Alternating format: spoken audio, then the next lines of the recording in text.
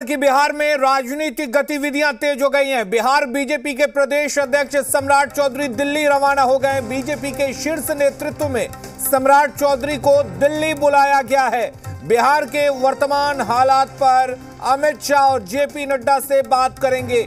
JDU सांसद Lalan Singh CM आवास पहुंचे हैं। उमेश कुशवाहा, संजय झा और विजय चौधरी भी सीएम आवास पहुंचे हुए हैं। बिहार के सीएम नीतीश कुमार का झारखंड दौरा रद्द कर दिया गया है। सूत्रों के हवाले से यह बड़ी जानकारी दे रहे हैं। 3 फरवरी को झारखंड में नीतीश कुमार का दौरा प्रस्तावित था, जो अब रद्द कर दिया गया है।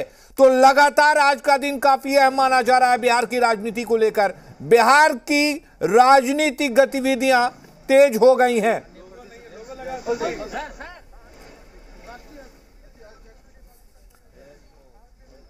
और हमारे साथ हमारे सहयोगी लगातार बने हुए इस बड़ी खबर पर रुपेंद्र हमारे साथ जुड़े हुए हैं। रुपेंद्र, क्या कुछ जानकारी है? क्या माना जाए जिस तरीके से सम्राट चौधरी को दिल्ली तलब किया गया है, क्या यह माना जाए कि वाकई बिहार में बहुत बड़ा कुछ होने वाला है? देखिए, बीजेपी के विधायक हो या मंत्री हो, कुछ भी बोलने से इनकार कर रहे हैं। अभी हम तस्वीर दिखा रहे हैं कि सुल्तानगंज के जो विधायक हैं उनकी गाड़ी निकली है और उन्होंने साफ तौर पर मना कर दिया है। इससे पहले विजय चौधरी जो बिहार सरकार के मंत्री हैं वो निकले हैं और उन्होंने भी कुछ भी कहने से मना कर दिया है। यानी कि अंदर जो मीटिंग हुई है उसमें साफ हो गया है कि बाहर में कोई बयान नहीं देना है। अभी भी संजय झा, ललन सिंह, ये तमाम लोग यहाँ मौजूद हैं, लेकिन बाहर जो भी मंत्री या विधायक निकल रहे हैं वो भी कुछ भी कहने से इनकार कर रहे हैं, क्योंकि साफ ये मना कर दिया गया है कि कोई भी कुछ नहीं बोलेगा। और उसका नतीजा है कि विजय चौधरी निकले हैं, उन्होंने भी कुछ नहीं कहा है। सुल्तानगंज के विधायक निकले हैं जेडीयू के, उन्होंने भी कुछ नहीं कहा है। तो साफ तौर पर कहा जा सकता है कि एक प्लानिंग के तहत काम किया जा रहा है और यही कारण है कि मंत्री हो या विधायक हो कुछ भी कहने से इनकार कर रहे हैं। दूसरी तरफ इंडिगो के विमान से खुद सम्राट चौधरी जो दिल्ली के लिए रवाना हो गए हैं, जो अमित शाह से मुलाकात करेंगे, जेपी नड्डा से मुलाकात करेंगे और तमाम जो बड़े लीडर शीर्ष नेतृत्व हैं वो हरीश द्विवेदी हैं, साथ ही विनोद तावड़े हैं, वो तमाम लोगों से मुलाकात करेंगे और अभी के राजनीतिक हालात पर चर्चा करेंगे। साफ तौर पर कहा जा सकता है कि बिहार का जो पल पल राजनीति बदल रहा है, और यूं कहें कि पल पल क्या, हर साल 2 साल में जो है सरकार वही रहती है, बस राजनीतिक पार्टियां बदल जाती हैं, सहयोगी बदल जाता है, सरकार वही रहती है। और फिर वही होने वाला है कि सरकार वही रहेगी और कहीं ना कहीं इस पे राजनीतिक पार्टियां जो सहयोगी है वो बदल जाएगी। लेकिन अभी बीजेपी की तरफ से साफ तौर पर गिरिराज सिंह ने जिस तरह से कहा है कि ऐसी बात नहीं होगी, एंट्री नहीं होगी। अब देखना यह है कि सम्राट चौधरी पहुंचते हैं, शीर्ष नेतृत्व से बात होता है तो शीर्ष नेतृत्व क्या फैसला लेता है। बिल्कुल, ये बड़ा सवाल है कि शीर्ष नेतृत्व क्या कुछ फैसला लेता है। लेकिन जिस तरीके से बुलावा भेजा गया है और जिस तरीके से वो दिल्ली के लिए रवाना हुए हैं, ये अपने आप में बड़ी बात है। हमारे साथ रजनीश भी जुड़े हुए हैं। रजनीश, सीएम आवास पर नीतीश के बड़े मंत्रियों का पहुंचना, नीतीश के पार्टी के, और इधर बीजेपी के तरफ से अपने प्रदेश अध्यक्ष को दिल्ली बुलाना, ये तो बड़े संकेत दे रहा है। लेकिन सवाल यह है कि इस बीच आरजेडी के खेमे में किस तरह की हलचल है, क्या कुछ कर रही है आरजेडी, और आरजेडी क्या करेगी आगे अगर इस तरह की परिस्थिति बन रही है तो?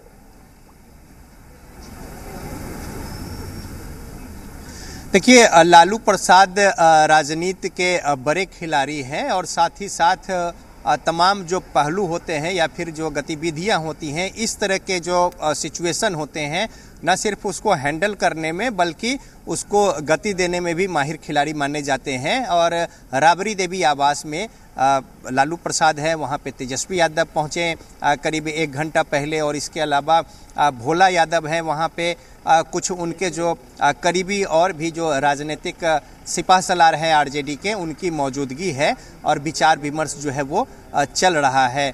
दूसरी ओर जो मुख्यमंत्री आवास है वहाँ भी उपस्थिति है, तमाम जो बड़े नेता हैं पार्टी के, उनकी उपस्थिति में मुख्यमंत्री नीतीश कुमार जो है वो मंत्रणा कर रहे हैं।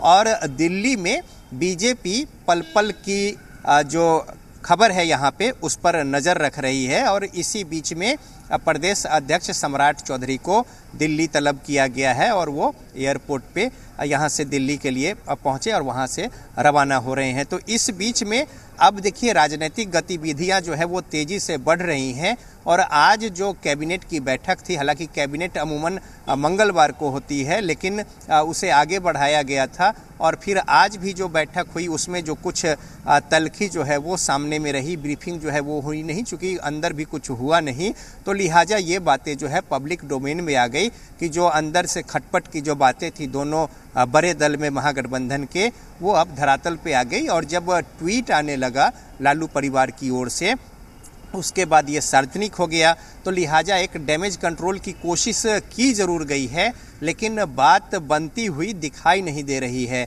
और जाहिर तौर पे इससे पहले भी जो रुख थे और जो तलखियाँ थी वो भी देखने को मिल रही थी कि दोनों दलों के बीच की स्थिति ठीक नहीं है। हालांकि जब लालू प्रसाद तेजस्वी यादव मिले थे मुख्यमंत्री नीतीश कुमार से तो उन तमाम जो गतिरोध है उसे सॉर्ट आउट करने की कोशिश की गई थी और 3 मंत्रियों के रिसफल विभाग के बाद ये माना जाने लगा था कि अब सब कुछ ठीक ठाक है, लेकिन ये आरजेडी की ओर से सब कुछ ठीक ठाक था, लेकिन निर्णय जो है वो मुख्यमंत्री। लेकिन रजनीश सवाल यही है कि जिस तरीके से बीजेपी के तरफ से बुलाया गया अपने प्रदेश अध्यक्ष को, नीतीश के जो मंत्री हैं विजय चौधरी जो खास माने जाते हैं, ललन सिंह पहुंच गए हैं सीएम आवास, तो ये सब कुछ क्या कह रहा है?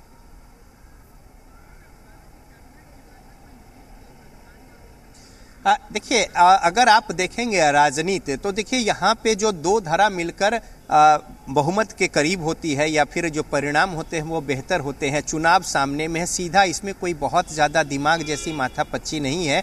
तो अगर लोकसभा चुनाव में जेडीयू बीजेपी साथ होती है तो दोनों के जो सांसद है जो बड़ी संख्या में है 33 सांसद जो हैं इन दोनों के 16 और 17 और इसके अलावा एलजेपी के हैं, यानी 40 में 39 सीटें हैं और ये तमाम लोग बहुत कंफर्टेबल पोजीशन में है जब मुख्यमंत्री नीतीश कुमार की पार्टी जेडीयू बीजेपी के साथ इस खेमे में होती है। लेकिन अभी जो है वो परिदृश्य और राजनीति जो है गतिविधियां, जब महागठबंधन की सरकार बनी तो समीकरण बदल गए, चीज़ें बदल गई, बातें बदल गई और उसके बाद से बीजेपी के लिए इन 40 सीटों पर निश्चित तौर पर चुनौती है।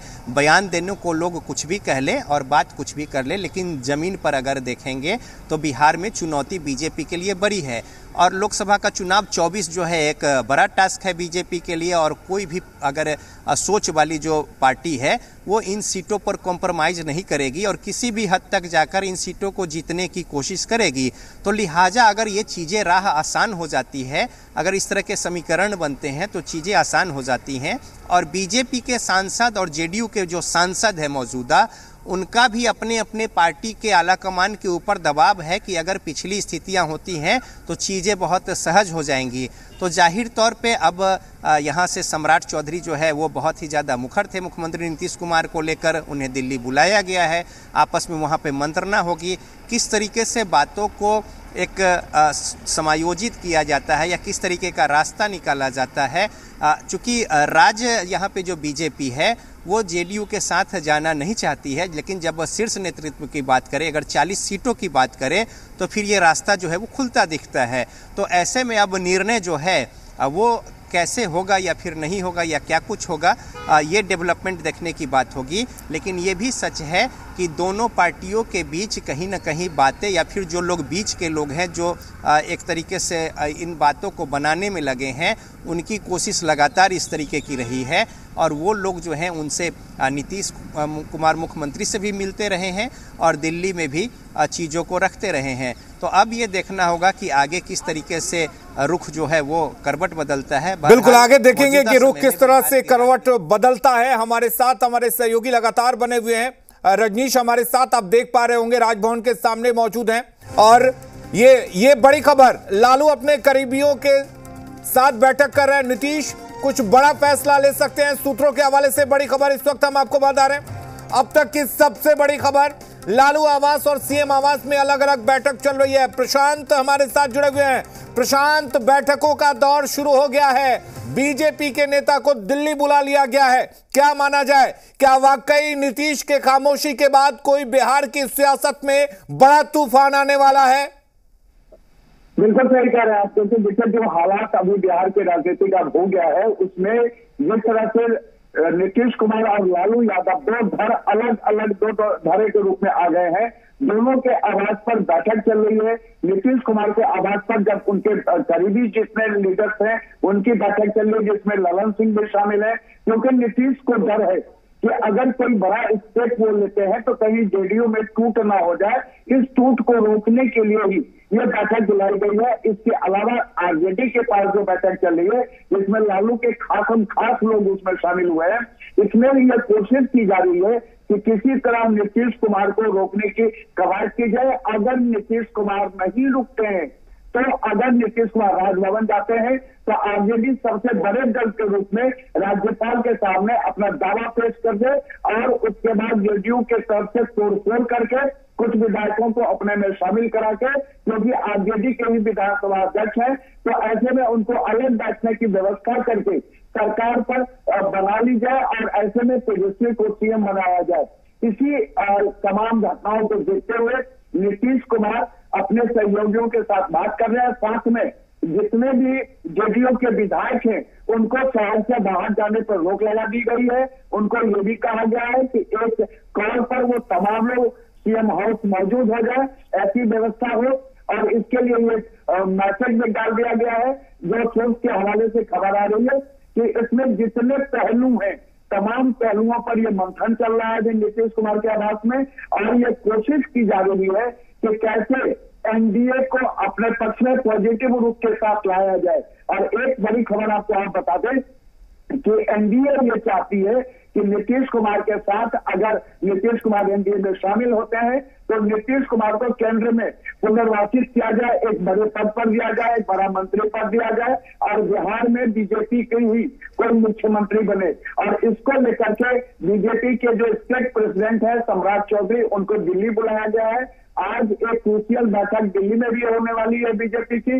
उसके अलावा अभी जो पटना में चल रहा है उससे साफ तौर पर यह कहा जा सकता है कि बिहार में जो हलचल है वो बिल्कुल तेज है। कभी भी नीतीश कुमार कोई बड़ा फैसला ले सकते हैं। प्रशांत, सवाल यह भी है कि ललन सिंह को बुलाया गया है, क्योंकि जिस तरह की परिस्थितियां अभी बनी है तो किसी भी बात से इनकार नहीं किया जा सकता।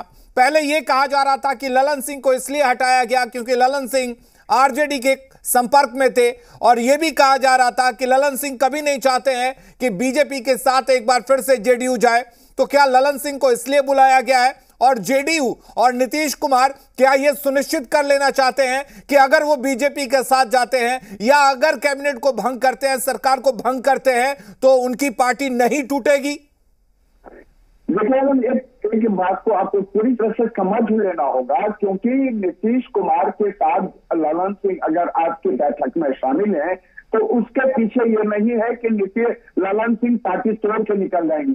ललन सिंह को इसलिए अपने साथ रखा गया है, नीतीश कुमार ने रखा है, क्योंकि ललन सिंह उनके चाणक्य हैं और नीतीश कुमार के जितने बड़े फैसले हैं उसमें ललन सिंह शामिल रहे हैं। ललन सिंह उनके एक एक रणनीति को अच्छी तरह से जानते हैं। इसके अलावा क्या क्या ऑप्शन हो सकते हैं, उन तमाम ऑप्शन की जानकारी के लिए विजय चौधरी को भी बुलाया गया है, संजय झा को भी बुलाया गया है और ललन सिंह को भी इस बैठक में शामिल कराया गया है, ताकि इन तीनों से सारे ऑप्शनों पर जानकारी ले ली जाए। अशोक चौधरी को जिम्मेदारी दी गई है कांग्रेस को अपने साथ लाने की, ताकि कांग्रेस के जो 19 विधायक हैं वो नीतीश कुमार अगर कोई फैसला लेते हैं तो वो आरजेडी के बजाय कांग्रेस के साथ आए। हालांकि कांग्रेस के जिस तरह से राहुल गांधी के न्याय यात्रा का नीतीश कुमार ने इग्नोर किया है, उसे कांग्रेस के साथ आने की बात नहीं हो सकती है। लेकिन अपनी तरफ से ये पूरी कोशिश है, जेडीयू की ये भी कोशिश है कि अगर कांग्रेस के इस तरह से इशारा नहीं मिले तो कांग्रेस में तोड़फोड़ कराया जाए और उसके साथ अपने विधायकों की संख्या को बढ़ाया जाए। देखिए, ये सारे ऑप्शन है, जिस ऑप्शन पर नीतीश कुमार भी बैठक कर रहे हैं, प्रशांत, इस बीच दो पार्टियां हैं जिनकी तरफ आप इशारा कर रहे हैं, एक तो कांग्रेस हो गई, दूसरी जेडीयू हो गई। इन्हीं दो पार्टियों पर ज्यादा खतरा नजर आता है कि अगर कहीं से भी किसी भी खेमे में तोड़फोड़ होती है तो यही दो पार्टियों के विधायक इधर उधर हो सकते हैं। देखिए, आपको थोड़ा बैक के लिए चलेंगे। आपको याद होगा कि इससे पहले नीतीश कुमार ने आरजेडी में 2 बार तोड़फोड़ की। एक बार कांग्रेस में तोड़फोड़ किया कि उसके सारे एमएलसी को अपने साथ कर लिया और सारे एमएलसी को अपने साथ लेके उन्होंने रख लिया था। और उसके पहले उन्होंने आरजेडी में भी तोड़फोड़ की थी और आरजेडी के कुछ लोगों को अपने साथ मिला लिया था। उस समय में जो विधानसभा अध्यक्ष थे वो जेडीयू के खेमे के हुआ करते थे। लेकिन अभी जो स्थिति है बिहार विधानसभा में